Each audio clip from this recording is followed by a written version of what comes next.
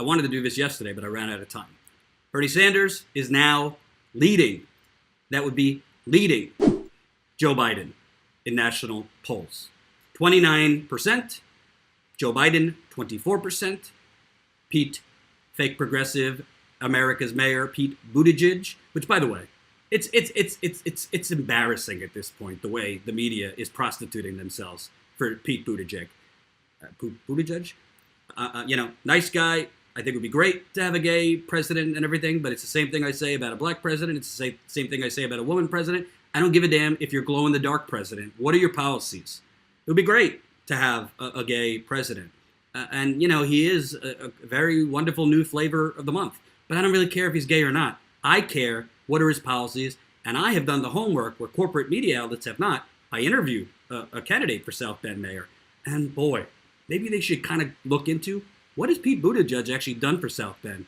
Because really what he's doing is gentrifying downtown, making it beautiful, and leaving everybody else to rot. Sound familiar, San Francisco? Sound familiar, Seattle? Sound familiar, Chicago? Sound familiar, Portland? Sound familiar, LA? Sound familiar, New York City? Sound familiar, Cleveland? Sound familiar, Philadelphia? And on and on and on and on we go. Gentrification.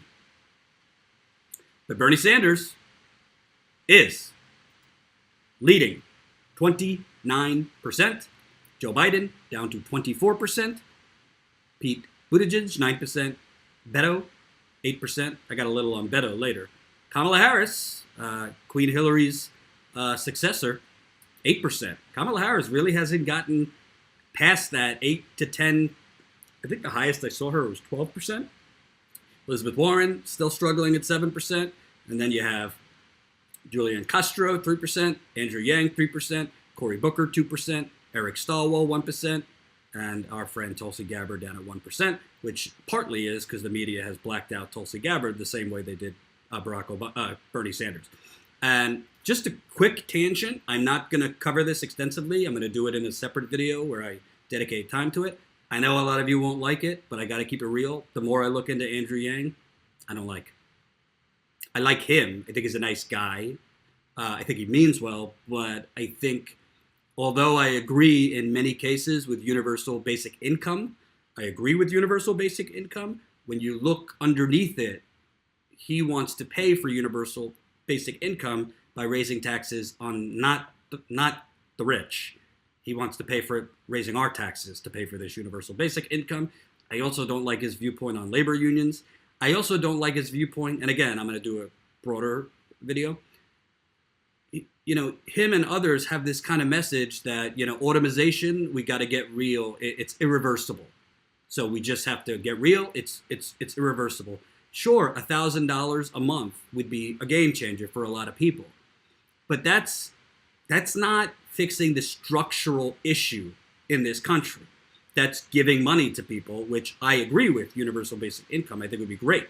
But it's not fixing the structural issue, which is we have licensed and allowed our politicians to sell our jobs to other countries and now sell our jobs to robots. So that's a problem. That's a problem. And I don't think as a candidate, and Bernie Sanders, I like that he's not doing that. I don't agree with candidates just to say, well, it's irreversible. So instead of trying to force politicians and force companies to actually, consider human beings, consider that people need to work, people need to feed their families, and instead of succumbing to this principle that, companies are just going to do what companies do. They're entitled to unending profit, and we just gotta, instead of trying to get those jobs back, we're trying to basically face robots in the face. Let's just give people money. I agree with giving people money, but I think you need to do a lot more than that, and I don't think he has the plans for that. I also, as soon as he said he's not for a minimum wage, no, not interested. So some of you won't like that. I'm going to do a deeper dive into him when I have the time. I just haven't had the time because I'm crazy busy with this Flint documentary.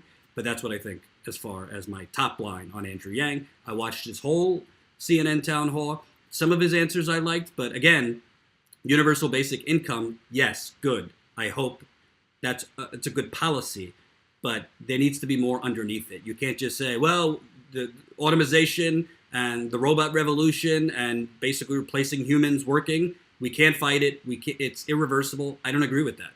Basically, you're saying, well, corporations, they're just going to do what they're going to do. There should be no regulation on corporations. They should be allowed to basically maximize profit at all costs, even if people can't get jobs. And I don't agree with that. I don't agree with that. Should some industries go towards automation? Should some industries have more, robots, this and that? Maybe. But I don't think that's a good viewpoint. And I think it's basically succumbing to this idea that corporations run the country.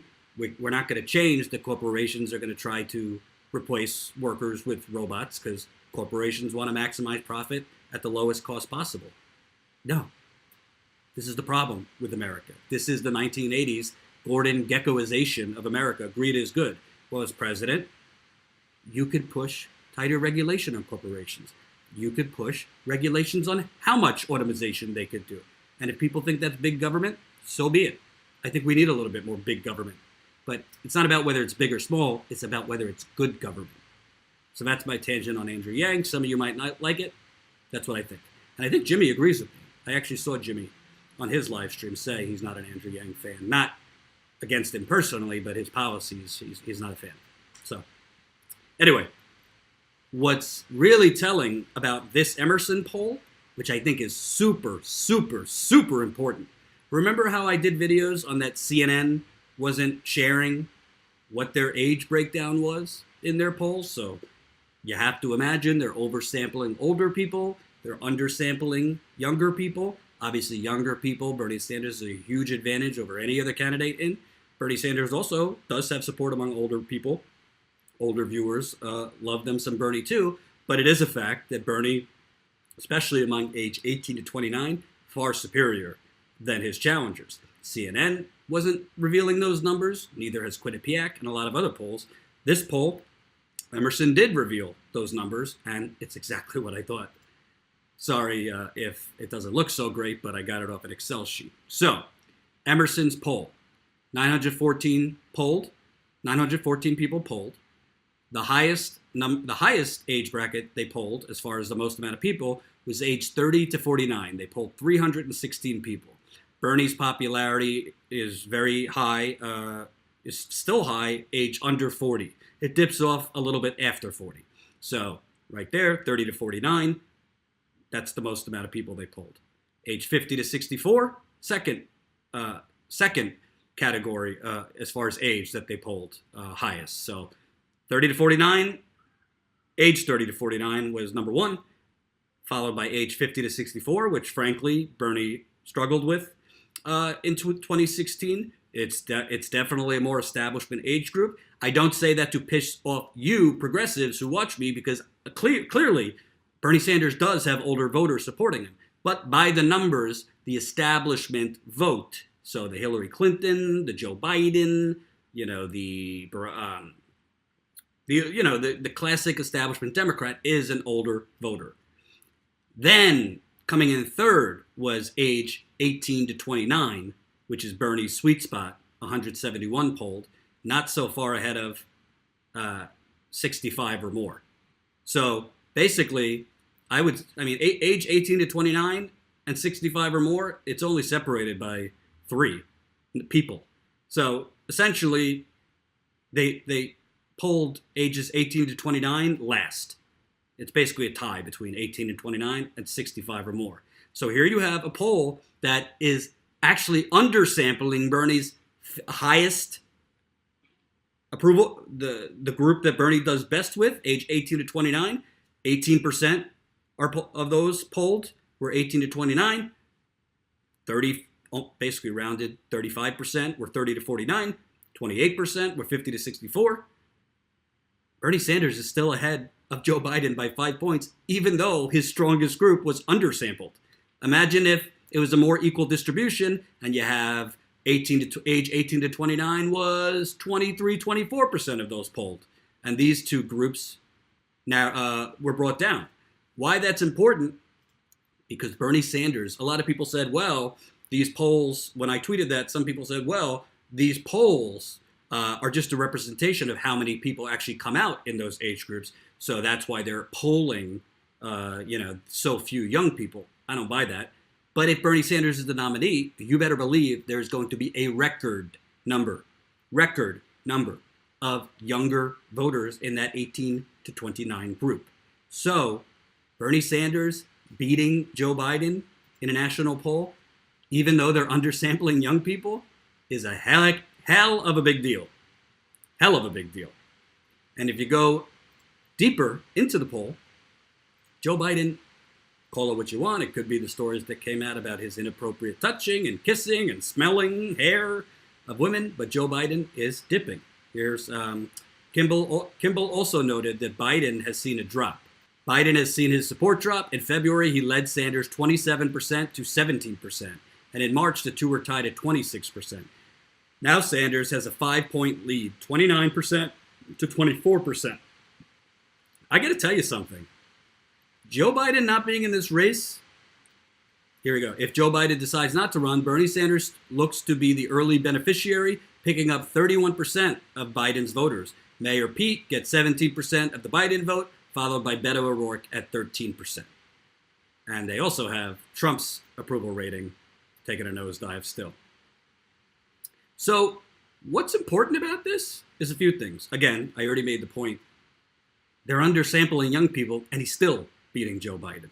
That's important. And I give this poll a lot more credibility than I do the CNN poll, the Quinnipiac poll, and other people's polls, because those polls don't actually give you the breakdown of how many individuals are they polling by age. That's important to know that information, because if not, you got to take all these with a grain of salt. So very important, Bernie beating Biden and the others, even though his strongest age group is undersampled. But the second thing is, you got to start wondering, why has Joe Biden not announced his run for presidency? I ain't a conspiracy theorist, but it's late at this point to not announce your run. I mean, most people, if they're running, announce it like almost 2 years before. It's crazy, I know, but that's how it is. So my gut tells me this is more than just trying to gather donors and support. My gut tells me there's something his campaign knows that could come out that they're trying to stop from coming out before they decide to run. Get what I'm saying? I don't have any information on this. I'm not reporting anything. This is just my thought. But at this point, you're talking about going into May. You're talking about a month before the first primary debate. Even if you are the former vice president, you're going to be at a pretty thick disadvantage, fundraising-wise, infrastructure-wise, volunteer-wise, even staffing-wise in all the key states. You're going to be at a huge disadvantage, so you would have to wonder, is it strategy or trying to suppress something that could take out his campaign, trying to make sure that that will not come out before he announces? And if they can't make sure it won't come out, he's not going to run. It's the only thing I can think of, because there's no politician that is intent to run, has decided to run, and would just keep sitting out while his numbers keep dropping. That doesn't make any sense, politically speaking. Your numbers are dropping because of the news stories that come out, I would gather. Also because Bernie's popularity is rising. Why do you keep sitting on the sidelines if you want to run? You're basically committing political suicide. So I kind of think that's kind of interesting. But hey, he's down. Again, he was beating Sanders by 10 points in February. Then it was tied in March. Now he's down 5 points. So kind of a big deal. Other news that came out today that is also very good for Bernie, and OpenSecrets.org will have the full information probably in a few days. Bernie Sanders donors. This is just a snapshot I took from CNN. Bernie Sanders donors. This is the percentage of donors that came in $200 or less. Small dollar donors, Bernie Sanders leads at 84%. A little surprised. Andrew Yang up there at 81%. Like I said, he's not my guy for a lot of policy reasons, which I'm going to do a separate video on, but he does have grassroots support. Elizabeth Warren, 70%, which is kind of interesting too because she really hasn't raised a lot, but a lot of it's been for small dollar donors. Pete Buttigieg, 64%. Marianne Williamson, 60%, $200 or less. Beto O'Rourke, 59%, $200 or less. And we'll get to Beto O'Rourke because, like I told you, when the announcement came, oh, he raised $6.1 million in one day. I told you then, hate to say I told you so, I think they were doing creative math. Well, ends up they were. But I think the key here is Kamala Tulsi Gabbard, 55% small dollar donors. A lot of you have donated to her. I think the takeaway to me here, Kamala for the people Harris, 37%. 37% were small dollar donors, under $200. What would that indicate to you? Her donors or Hillary Clinton's donors? The biggest people for Kamala Harris are not a small dollar grassroots revolution. It's big dollar donors. Hillary Clinton's people. The fundraisers that she's had, it's all been, because I covered Hillary's campaign, I see the same people as co-hosts at these fundraisers she's holding. You see the same people donating. You see the same people quoted supporting her. She's basically just stepped into Hillary Clinton's body. Ooh, let me rephrase. She's basically stepped into Hillary Clinton's campaign and taken Hillary Clinton's infrastructure. Now, most people, I don't even think classifying small dollar donors as $200 or less is really great, because I think $200 is a lot actually to give to a politician. Most people don't have that. So when they're classifying it at $200 or less, well, if only 37% of her donors were $200 or less, by my math, that would be 63% of her donors are $200 or more. $200 or more is a very wide cross section. It could be $201 were donated or $2,800 the max. When I look closer into the FEC filings, which are just available today, I haven't had a chance to look yet. I'd venture to guess a lot of her donations are closer to that max amount because it's big Wall Street people, it's big pharma, fossil fuels, real estate developers, Silicon Valley. I give you Kamala for the people Harris, and no surprise, Kirsten Gillibrand down there at 17% were small dollar donors. Cory Booker right behind her. I missed him in my screenshot. So we're not surprised that Bernie is leading the pack, and that's why Bernie is not only on policy, but if you want to talk challenging Trump, Bernie Sanders is the best candidate to challenge Trump, because the key about that number, if 84% of his donors are $200 or less, that means he could keep constantly going back to those donors with fundraising emails. Can you pitch in $3? Can you pitch in $5? Can you pitch in $27?